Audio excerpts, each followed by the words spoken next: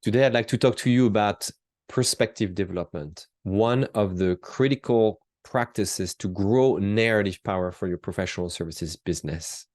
So, what is perspective development? Why do I say that it's so critical? And how do you go about it? Well, maybe that will require more than a short video, maybe a whole course, but let's give this a try.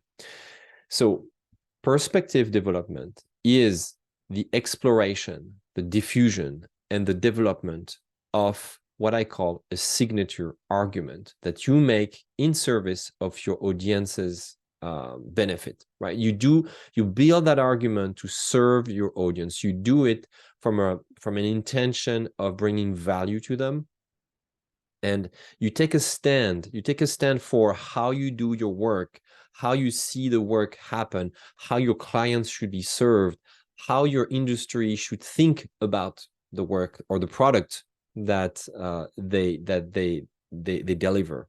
It's really about the philosophy and the way you look at how you deliver the work. It is a critical piece because it helps you differentiate from everybody else. If you do this, if you build that argument, that signature argument authentically, that signature argument should help you build a reason to disagree with your peers. Yes, I said to disagree with people. So it should differentiate you. Now, should you create an argument that goes against the common wisdom just to do it? I don't think so. I don't think you should build a contrarian argument just for the sake of building a contrarian argument. I think you should build it authentically throughout the course of your career, throughout what you observed, by documenting your journey, right? You should observe and take a stand through building opinions on how the work should be done. So let me give you some examples of a signature argument. One of the arguments that we've run into in the marketing field is that you should use a CRM or a funnel, something that comes from a software platform that automate the relationships that you have with your clients. But a counter argument to this is that these platforms may be good for certain types of business, certain intentions, certain categories of industries, but not for everyone. For solopreneurs in more specific areas, you may actually want to do this manually so that you reach out to people in a more personal, authentic, and customized way. It's too soon if you adopt such a platform when you launch your business. So they could be counter arguments to the widespread utilization of those software PCs. So that's one example of what a signature argument is. Another example that comes to mind is the example of Blair Enns, the founder and CEO of Win Without Pitching, who tells us that we should stop pitching in the creative industry. We should stop giving our thinking away for free so that we can reduce our cost of sales, be more profitable, and in fact, deliver more value to our clients. Everyone in the marketing industry will find this argument quite contrarian because in the marketing industry, most of the business is still done through a buying process that requires marketing agencies to come and pitch, right? So that is an example of a signature argument that is a perspective that Blair Enns has developed over the years, and that really differentiates him very, very strongly from the rest of his peers. Now, how should you go about it? You've heard my point. This argument helps you build credibility, debunk myth, change people's beliefs, inspire change, but that takes time. You don't start, or you don't just generate this type of perspective overnight. That's why I call it the practice of developing a perspective. It's an ongoing process of developing what you believe in your industry. So what are the stages? So the first level where you might be starting is maybe today you don't have any distincting point of views. And in fact, maybe even before watching this video, you didn't know that actually, yes, having a unique, personal, differentiated perspective is actually what grows your narrative power, your ability to influence how you work with your clients, your ability to dictate the process that you want to use to work with your clients, because you have this very specific opinion, this very specific argument of yours that shapes the way you work with your clients. So, but maybe you didn't know about this. Now, in that level, that initial level, what you will see is that your advice is pretty generic. It doesn't really differentiate. You may reuse ideas and thoughts and methods and frameworks that are widely accepted and widely commonly known in your industry. So I will use again the example of a marketing agency using branding frameworks that have been in the market for many, many years. So this perspective is really not yours. You're just optimizing maybe a little bit your process there, but basically, essentially, you're using and you're operating with a narrative that you've borrowed from someone else or that exists previously. So it's going to be a lot harder for you to derail the way to work with people, the way you show up in the market. What I mean by derail is like not in a negative way, but in a positive way, to actually influence, control the way you work and differentiate if you're just reusing the thinking of others, right? So that might be where you start, and that's okay. That's perfectly fine. I've started several businesses, several ventures that didn't really have in the beginning a very unique stand on anything, right? We didn't have a signature argument. We're just doing the work that we're doing, and that's fine. But next, we went to, maybe I call it level 2.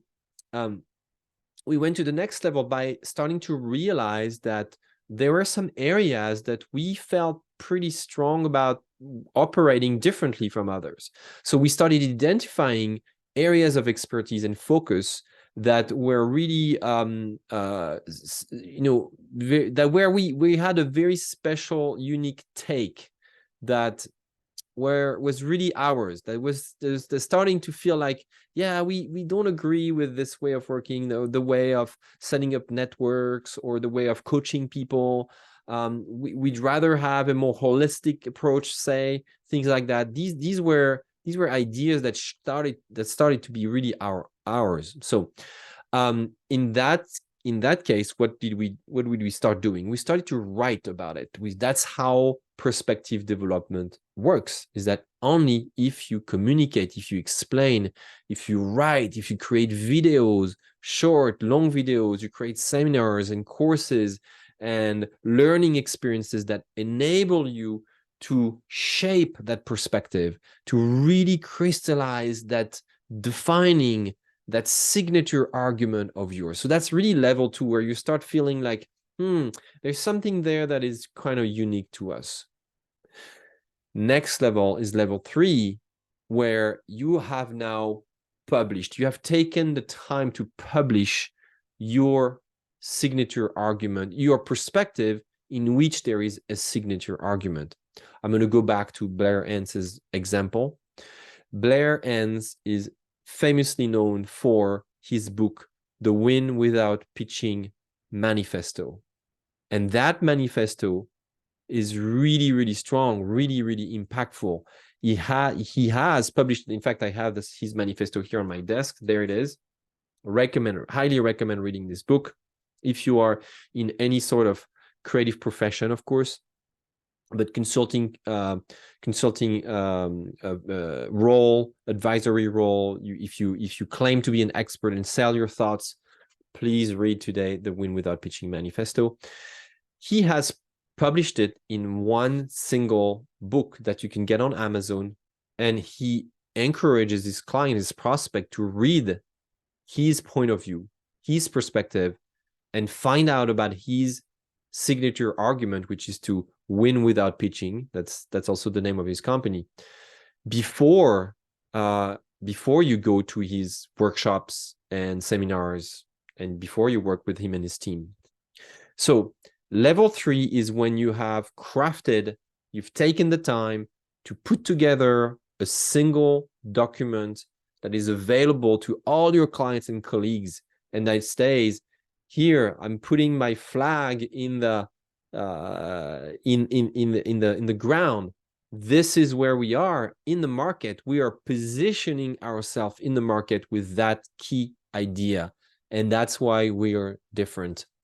Now, that's also the level where your perspective is starting to differentiate, to set apart.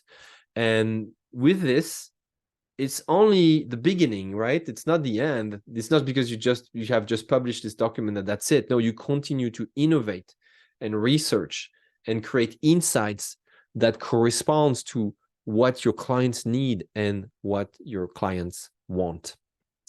The fourth level of perspective development is where you are widely recognized. Others thought leader, hard for me to say, as a thought leader in your industry with an influential perspective that drives change, inspires people, that you can use also to filter every decision in your business. Should you hire someone? Should you work with this client? Should you attend this conference or go speak at that conference? Well, the question should be, do these opportunities align with my perspective?